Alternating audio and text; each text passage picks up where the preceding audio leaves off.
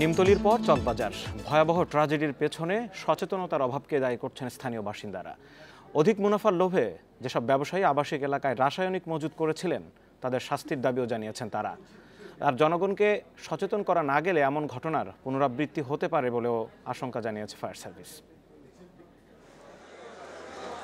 চকবাজারের পাশেই উর্দু রোডে আগুন লেগেছিল দুদিন আগে। সে ঘটনা উপেক্ষা করেছিলেন স্থানীয়রা।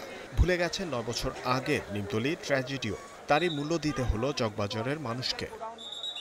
চকবাজারের চুরিহাট্টা গলির ভবনগুলোর কিছু অংশ গুদাম হিসেবে ব্যবহার করতেন ব্যবসায়ীরা। এখানে রাখা হতো প্লাস্টিকের গুঁড়ো, পারফিউম সহ একাধিক রাসায়নিক পণ্য। আবাসিক এলাকায় রাসায়নিক পণ্য রাখা বন্ধের দাবি জানান স্থানীয়রা।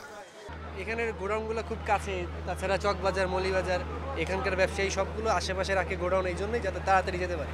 সরকারের পক্ষ থেকে অভিযান চালানো হয়েছে, কিন্তু নিজের বাসার মালিক নিজের বাসার মধ্যে যদি কেমিক্যালের গোডাউন দিয়ে রাখে, কাউকে তোয়াক্কা না করে, এটা তো আর আমরা কিছু করতে পারি না। নিমতলি ট্র্যাজেডির পর আবাসিক এলাকা থেকে রাসায়নিকের গুদাম সরিয়ে নেয়ার কথা বলেছিল প্রশাসন, কিন্তু ৯ বছরেও এতে রাজি করানো যায়নি মালিকপক্ষ কিংবা ব্যবসায়ীদের।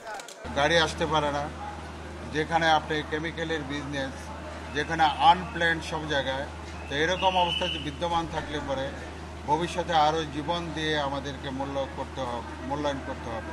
দুর্ঘটনায় ক্ষয়ক্ষতি কমাতে পুরান ঢাকার সড়ক প্রশস্ত করা সহ ভবন সংস্কারের পরামর্শ দিয়েছে ফায়ার সার্ভিস। যে কৌটোর কথা ছিল সুগন্ধ ছড়ানো, সেটি আজ পরিণত হয়েছে মৃত্যুর কারণে। এই ধ্বংসস্তূপ লাশের সারি যেন বলতে চাইছে অনেক হয়েছে অবহেলা। পুরান ঢাকায় এখন সময় নতুন ভোরের। যারা বেঁচে আছেন তাদের আকুতি একটাই, সচেতনতার জন্য। জহিরুল ইসলাম, ইন্ডিপেন্ডেন্ট নিউজ, চকবাজার, ঢাকা।